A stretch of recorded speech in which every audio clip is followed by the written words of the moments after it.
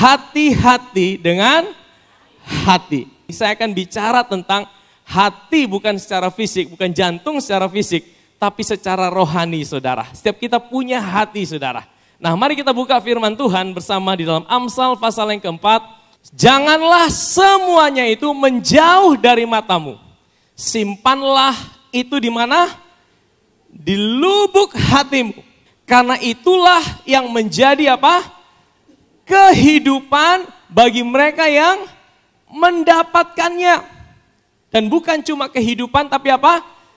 Kesembuhan bagi seluruh tubuh mereka, ya. Jadi saudara-saudara, kita tahu bahwa Tuhan mau kita disembuhkan. Tuhan tidak pernah kasih saudara sakit penyakit. Tapi Tuhan adalah Tuhan yang menyembuhkan sakit penyakit kita. Amin. Dan dari ayat ini kita bisa dapatkan bahwa karena itulah yang menjadi kehidupan bagi mereka yang mendapatkannya. Mendapatkan apa? Nanti saya akan jelaskan, saudara. Dan kesembuhan bagi seluruh tubuh mereka. Seluruh itu artinya berapa banyak? Ada yang terkecuali? Ada yang sudah datang hari ini dengan sakit penyakit? Sakit penyakit ini bukan cuma di tubuh tapi di jiwa. Banyak hari-hari ini bukan orang cuma sakit tubuhnya, saudara. Tapi banyak juga sakit jiwanya. Ada orang terkena sakit mental, banyak, saudara. Tapi percayalah, saudara, Tuhan kita adalah Tuhan yang ingin menyembuhkan. Bukan cuma sakit tubuh tapi juga sakit mental. Amin, saudara. Dan dikatakan seluruh, berarti tidak terkecuali. Semuanya, saudara. Ya, sehingga saudara berani datang sama Tuhan. Ayat 23, ini ayat kunci kita. Jagalah hatimu dengan segala kewaspadaan. Karena dari situlah apa? Terpancar kehidupan. Tuhan tidak bilang suruh jaga hartamu. Tuhan tidak bilang suruh jaga jabatanmu. Tuhan tidak bilang suruh jaga keluargamu. Tuhan bilang apa? Jagalah hatimu dengan segala kewaspadaan. Itu berarti penting tidak, saudara? Penting, saudara. Kalau Tuhan bilang jagalah hatimu dengan segala kewaspadaan. Karena dari situlah terpancar apa? Terpancarlah kehidupan. Berarti kalau kita tidak jaga dengan benar, yang keluar bukan kehidupan, tapi apa? Kehancuran atau kematian. Nah, hari ini saya akan fokus bahwa kita sama-sama belajar bagaimana kita menjaga hati kita sehingga bisa mengalir yang namanya kehidupan dan kesembuhan. Perhatikanlah apa? Perkataanku. Arahkan telingamu kepada ucapanku. Ini firman Tuhan, saudara. Ya, perkataan Tuhan dan juga arahkan apa? Telinga. Pegang telinganya coba. Telinga ini adalah salah satu gerbang pintu masuk buat setiap kita. Ya, telinga ini adalah salah satu gerbang pintu masuk buat kehidupan kita. Yang kedua, ayat 21. Janganlah semuanya itu apa? Menjauh dari. Ayo coba pegang matanya. Saudara tahu? Ada dua pintu gerbang utama dalam hidup manusia untuk masuk. Yang pertama adalah telinga untuk mendengar dan mata untuk melihat. Hidup kita dipengaruhi dari apa yang kita dengar dan apa yang kita lihat. Hidup kita dipengaruhi dari apa yang kita dengar dan apa yang kita lihat. Apa yang saudara dengar itu akan mempengaruhi tindakan saudara. Apa yang saudara lihat akan mempengaruhi hidup saudara. Makanya dikatakan perhatikanlah perkataanku. Tuhan bilang apa? Kalau engkau dengar benar, kalau engkau mendengar firman Tuhan dengan benar, ya, kalau engkau melihat ini bukan cuma melihat dengan mata secara fisik. Nah, hari ini saya akan bawa kita melihat bukan dengan mata fisik kita, tapi dengan mata hati kita.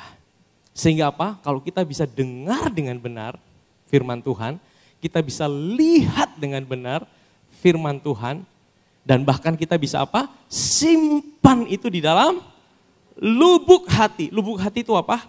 Hati yang paling dalam. Nanti kita akan belajar sama-sama bagaimana menyimpan itu dalam lubuk hati kita. Ya, maka akibatnya apa, saudara? Tadi firman Tuhan ayat 22 bilang apa? Karena itulah yang menjadi apa? Katakan kehidupan. Saudara, setiap kita manusia, kita butuh hidup. Tapi hidup yang kita miliki bukan cuma hidup secara natural. Semua manusia punya hidup, tapi tidak semua manusia punya hidup yang kekal. Yang dimaksudkan di sini bukan cuma sekedar hidup, saudara. Ada orang hidup, tapi sebenarnya dia tidak hidup. Tapi yang Tuhan maksudkan adalah, Tuhan bukan cuma mau engkau hidup lahir di dunia ini. Tapi Tuhan mau engkau punya kehidupannya. Itulah yang dinamakan hidup yang kekal. Setiap kita harus percaya kepada Tuhan Yesus sebagai Tuhan dan Juru Selamat. Baru kita bisa punya hidup yang kekal. Kita bisa punya hubungan dengan Bapa di sorga. Amin, saudara. Tidak terkecuali, saudara. Kalau saudara mau punya hidup yang kekal, saudara punya kehidupan yang sesungguhnya, saudara harus mengenal dan percaya kepada Yesus sebagai Tuhan dan Juru Selamat satu-satunya. Tapi Tuhan bukan cuma mau kita punya hidup, tapi Tuhan juga mau kita mengalami kesembuhan. Firman Tuhan bilang apa? Menjadi kehidupan bagi mereka yang mendapatkannya. Mendapatkan apa tadi? Firman. Firman itu seorang pribadi. Firman itu bukan sesuatu, tapi firman adalah seorang pribadi, yaitu Yesus Kristus. Tapi bukan cuma kehidupan, menjadi apa? Kesembuhan. Buat segala tubuh. Ini bukan saya yang bilang loh, saudara. Ini firman Tuhan yang bilang. Kalau kita bisa dapatkan pribadi Yesus dengan benar, kita bisa dengarkan firman itu dengan benar, maka itu akan menjadi kesembuhan. Bagi apa? Seluruh tubuh mereka. Wah, kalau saudara bisa disembuhkan seluruh sakit penyakit saudara hanya dengan firman, mahal atau murah, saudara? Kalau kita mesti berobat sampai ke luar negeri, habis biaya berapa banyak, saudara? Sebenarnya Tuhan ciptakan manusia, di dalam dirinya ada kuasa. Waktu kita bisa mendengar firman dengan benar, kita bisa melihat firman dengan benar, akan ada obat yang manjur dalam hidup kita. Bukankah firman Tuhan berkata, hati yang gembira adalah obat yang manjur. Semangat yang patah mengeringkan tulang. Nah, hari ini saya akan bawa kita belajar sama-sama apa hubungannya mendengar firman dan menjaga hati kita. Supaya apa? Supaya ketika kita bisa menjaga hati itu, maka kita akan dapatkan kehidupan. Tapi bukan cuma kehidupan, tapi kita juga mendapatkan kesembuhan buat seluruh tubuh kita. Amin. Sebenarnya kita mau belajar sama-sama pagi hari ini. Ya. Nah, pertanyaannya saudara, apa itu hati? Kan tadi dikatakan, jagalah hatimu. Betul? Nah, pertanyaannya apa itu hati? Sehingga kita harus jaga dengan segala kewaspadaan. Apa itu hati, saudara? Coba tampilkan diagramnya. Manusia itu terdiri dari, ada 3 bagian utama, saudara. Ada tubuh atau body, ada soul atau jiwa, dan spirit. Ini 3 komponen utama sehingga kita bisa disebut sebagai manusia.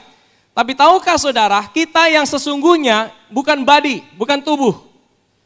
Tubuh ini cuma casing atau rumah kita. Ya, rumah kita atau casing kita. Dan ini cuma sementara. Casing yang kita pakai ini, saudara, hari ini ada yang gemuk, ada yang kurus, ada yang rumahnya tinggi, ada yang pendek, ya kan?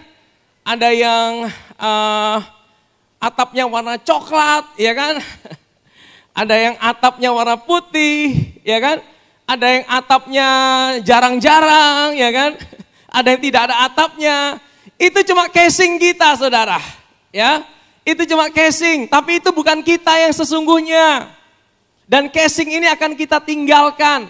Waktu kapan? Waktu Tuhan Yesus datang di awan-awan. Firman Tuhan berkata, dan saya percaya kita adalah generasi yang akan melihat kedatangan Tuhan di awan-awan. Dan kita akan diubahkan dalam sekejap mata. Dan tubuh kita akan dikasih tubuh yang baru, saudara.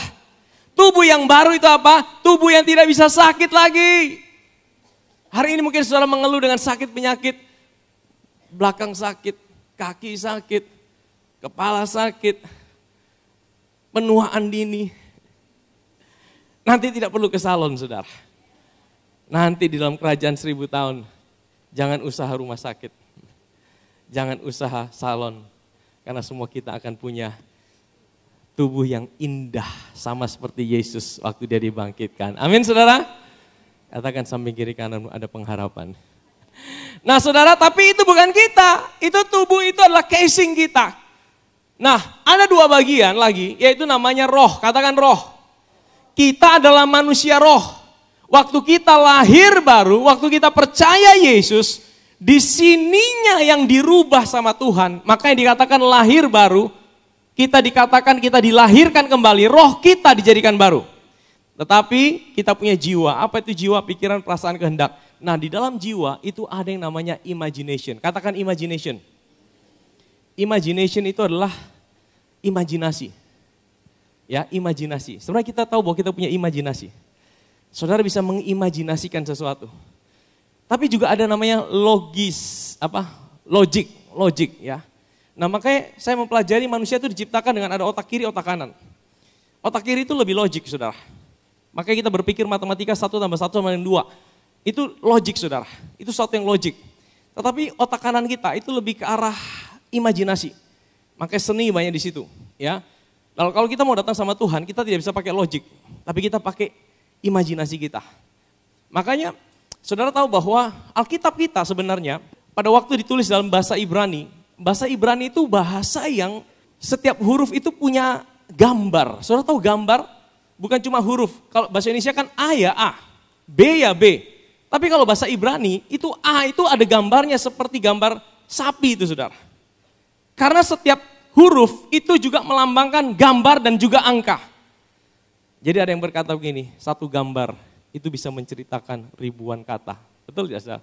Alkitab kita sangat kaya sekali, ada banyak gambar-gambar di situ. Dan gambar-gambar itulah Tuhan ciptakan kita imajinasi untuk bisa mengimajinasikan janji-janji Tuhan dalam hidup kita.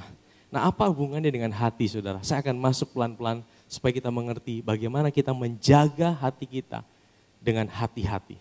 Apa judul khotbah hari ini? Hati-hati dengan hati. Ya. Nah mari kita ke kitab Kejadian pasal yang ke-6.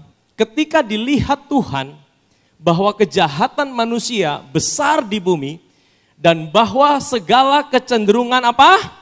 Hatinya selalu membuahkan kejahatan semata-mata.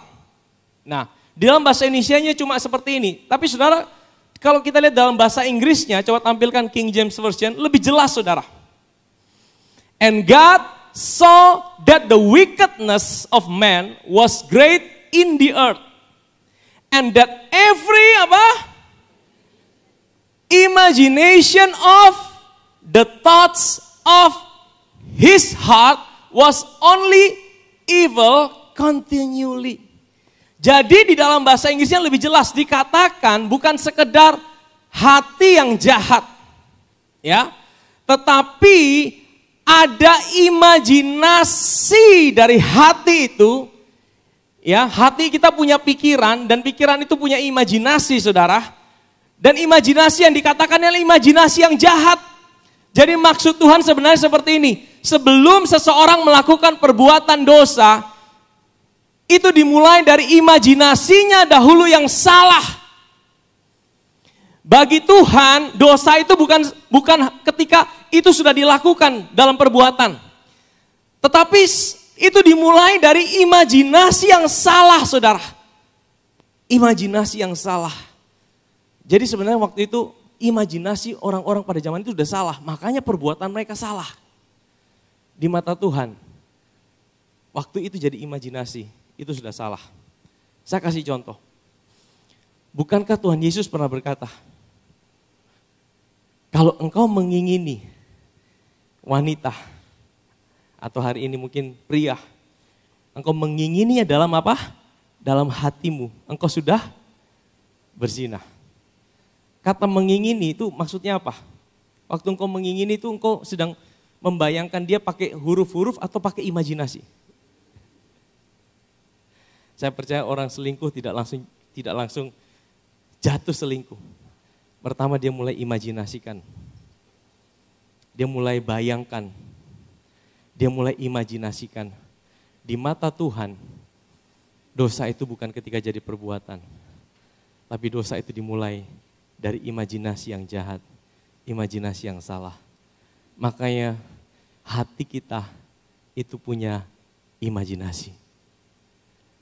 Hati kita punya imajinasi. Ya, saya tunjukkan satu ayat lagi, Kejadian pasal 8. Ini masih lanjutan. Ini kisah Nuh, saudara. Jadi Nuh itu, saudara, Nuh itu hidup di mana semua manusia punya kecenderungan hati, imajinasi mereka salah. Akhirnya apa? Tuhan hukum bumi pada waktu itu dengan air bah, hanya tinggal Nuh dan keluarganya yang diselamatkan, saudara. Dan singkat cerita, bahtera Nuh itu terkandas di Gunung Ararat. Dan akhirnya Nuh itu keluar, saudara. Semua manusia itu sudah mati, kecuali Nuh sekeluarga, Nuh bawa binatang-binatang. Ini menggambarkan apa? Ini menggambarkan karya Kristus. Bahtera itu adalah karya Kristus. Saudara tahu, keadaan dunia yang bergejolak, ya banyak badai, banyak tantangan. Tapi kalau kita tahu bahwa kita adalah bahtera yang benar. Bahtera benar itu siapa? Yesus.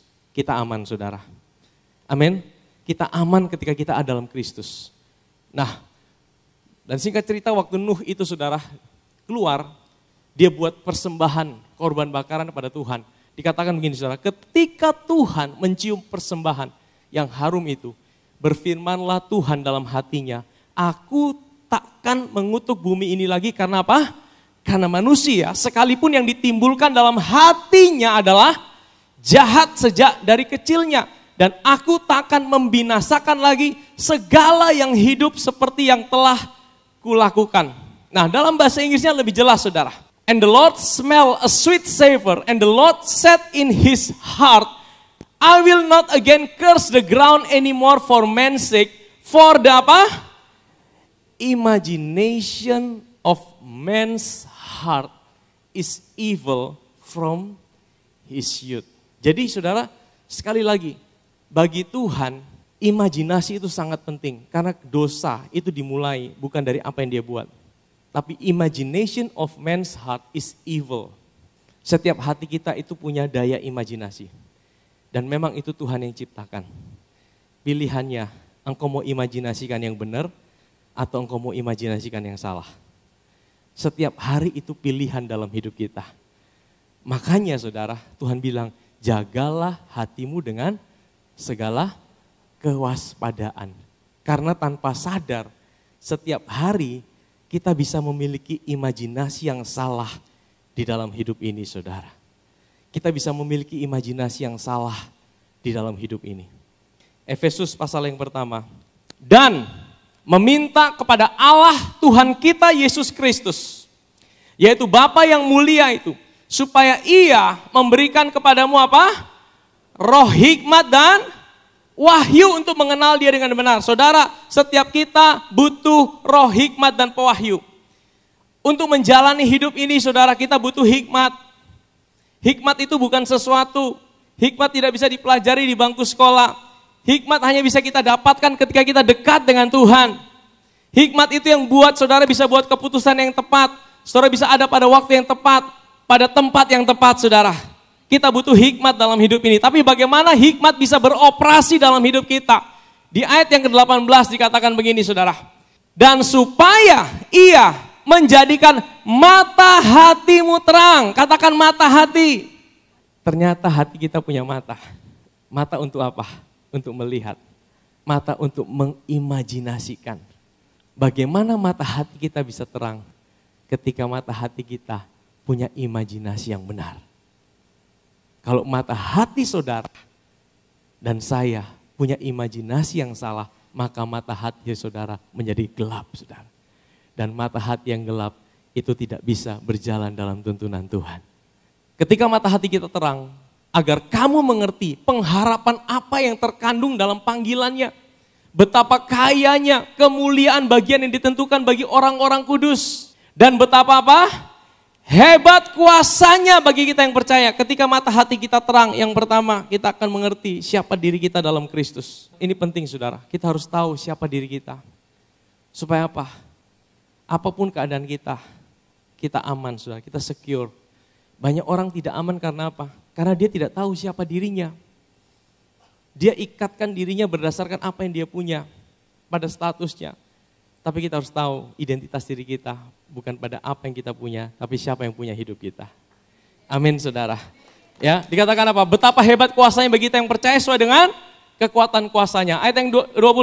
yang dikerjakannya dalam Kristus dengan membangkitkan dia dari antara orang mati dan mendudukkan dia di sebelah kanannya di sorga. Yang pertama kita harus tahu siapa diri kita. Waktu mata hati kita terang, kita tahu siapa diri kita.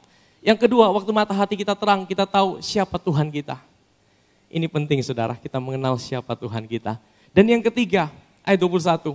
Jauh lebih tinggi dari segala pemerintah dan penguasa dan kekuasaan dan kerajaan dan tiap-tiap nama yang dapat disebut, bukan hanya di dunia ini saja, melainkan juga di dunia yang akan datang. Yang ketiga, kita tahu siapa lawan kita. Lawan kita bukan manusia. Lawan kita bukan darah dan daging. Lawan kita adalah iblis dan penguasa di udara. Dia bisa pakai orang-orang, dia bisa pakai tetangga kita, dia bisa pakai suami kita, istri kita, tapi lawan kita yang sungguh adalah iblis. Tapi percayalah, waktu kita dalam Kristus, semua lawan kita sudah di bawah kaki kita. Amin saudara, waktu mata hati kita terang, kita bisa mengerti apa yang menjadi panggilan kita. Nah saudara, saya akan masuk lebih dalam lagi. Mata hati kita, imajinasi kita itu punya daya cipta. Katakan daya cipta. Kata imajinasi pertama kali muncul dalam Alkitab, itu dalam Kejadian pasal yang kedua, ayat yang ke-7. Ketika itulah Tuhan Allah membentuk manusia itu dari debu tanah dan menghembuskan nafas hidup ke dalam hidungnya. Demikianlah manusia itu menjadi makhluk yang hidup. Coba tampilkan kata imajinasi dalam bahasa aslinya. Saya ingin tunjukkan buat kita. Kata imajinasi itu adalah esher atau yesher. Itu imagination, frame, mind, think, framework. Saudara tahu kata imajinasi ini pertama kali muncul tadi di Kejadian 2 ayat yang ke-7. Ayo kita baca ya. Ketika itulah Tuhan Allah membentuk manusia itu dari debu tanah dan menghembuskan nafas hidup ke dalam hidungnya. Demikianlah manusia itu menjadi apa? Mana kata imajinasi di sini?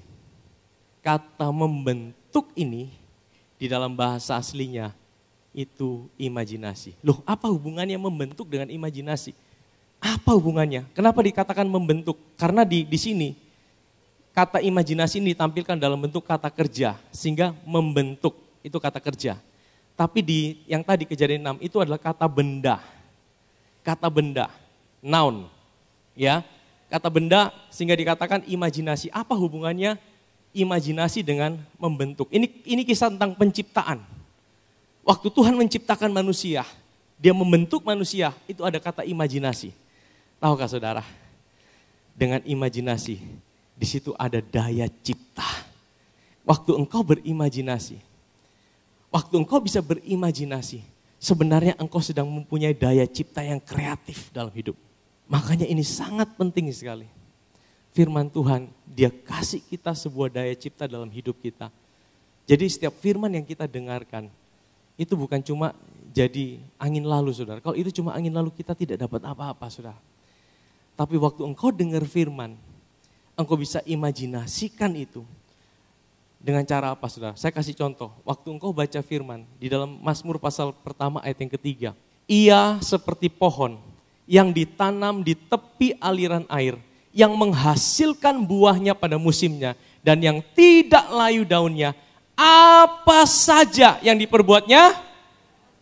Kata ia ini siapa? Ini buat siapa? Buat saudara dan saya. Waktu kita baca ayat ini, bagaimana kita mengimajinasikannya? Kita gambarkan diri kita seperti pohon. Bukan semua seperti pohon. Waktu engkau bayangkan, pohon itu ada di tepi aliran air. Kalau pohon itu ada di tepi aliran air, yang airnya selalu mengalir, kira-kira pohon itu bisa layu? Tidak bisa layu. Sekalipun datang musim panas, hari-hari ini lagi panas di Kota Kupang, betul?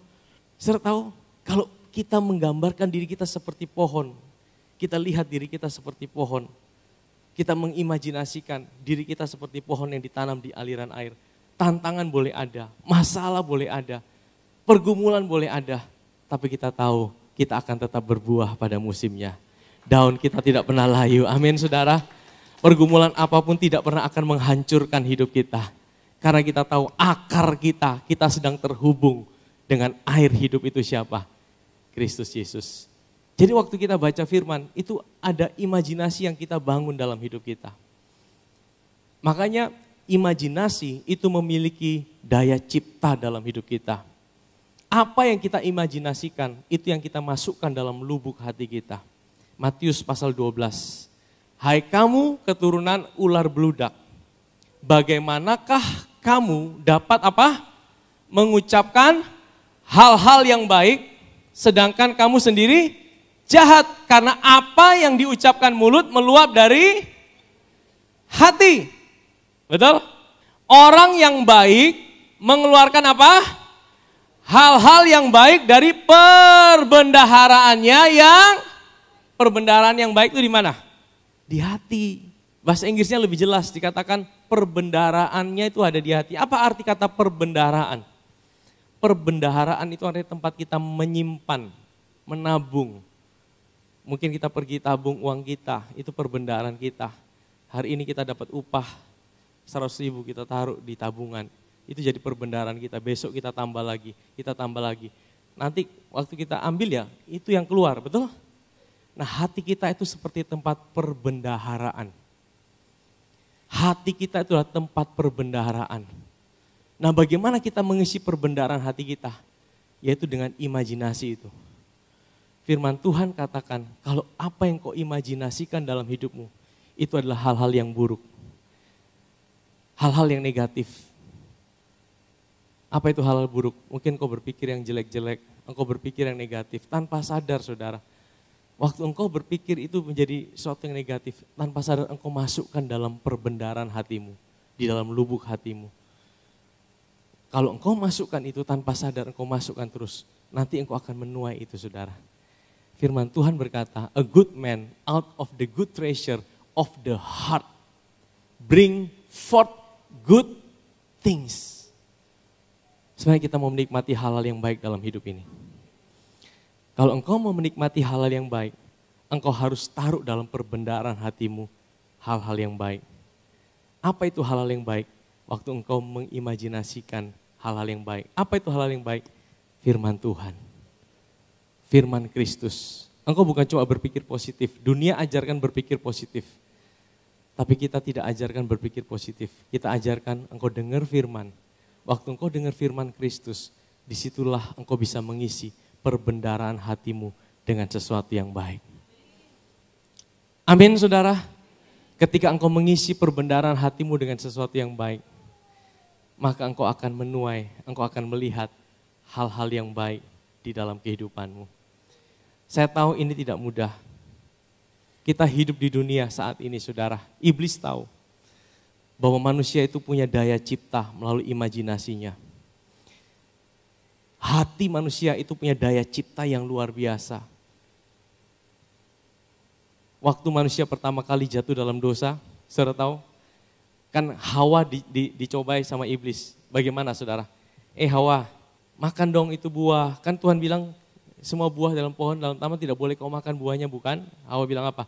Tidak, semuanya boleh. Cuma yang di tengah-tengah taman tidak boleh. Saudara tahu iblis mulai bilang apa? Tuhan itu sudah baik. Dia menahan sesuatu dari besong. Terus dia bilang apa? Sebenarnya iblis itu sedang kasih satu imajinasi yang salah buat manusia, perempuan apa? Itu buah enak makan sudah. Makanya kalau sudah baca di Kejadian 3, wanita itu melihat dengan matanya. Buah itu apa? Menarik dan sedap. Saya mau tanya sama saudara. Saudara pernah lihat makanan belum makan air lu udah meleleh? Kenapa saudara? Karena saudara mulai bayangkan, imajinasikan seolah-olah saudara sudah makan.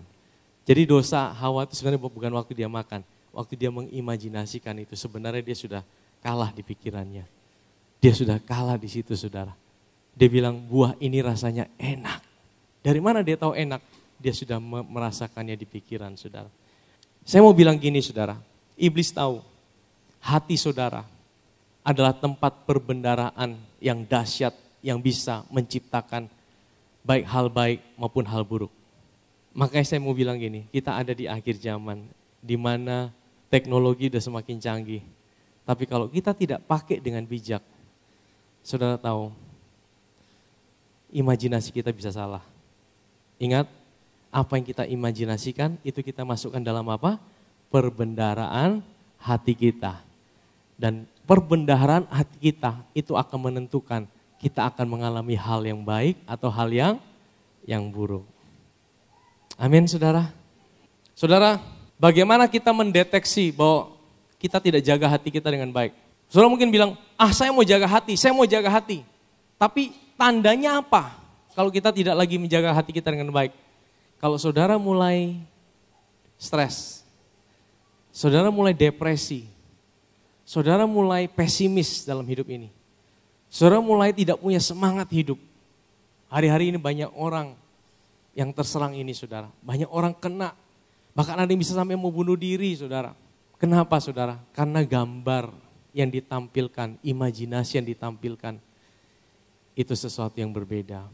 Makanya jagalah hatimu dengan segala kewaspadaan.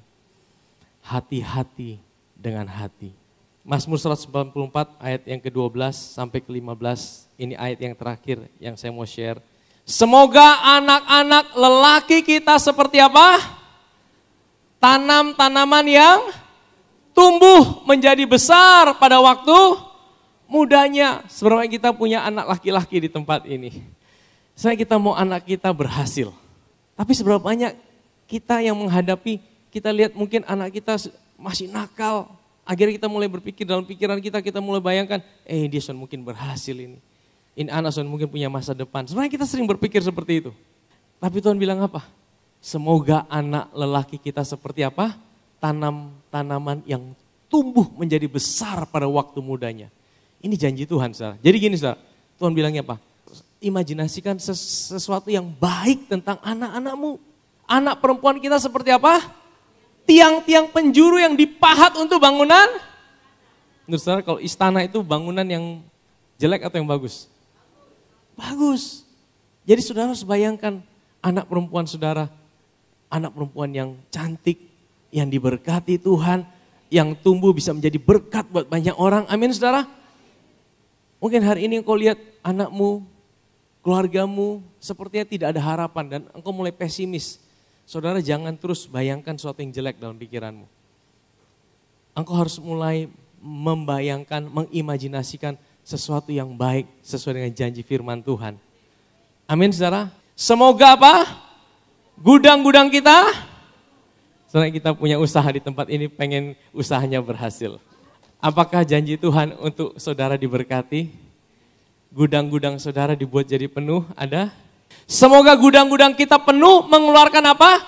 Beraneka ragam barang. Semoga kambing domba kita menjadi beribu-ribu, berlaksa-laksa di padang kita. Ketika engkau memulai usaha setiap hari bangun pagi, engkau lihat, Tuhan aku percaya usahaku diberkati.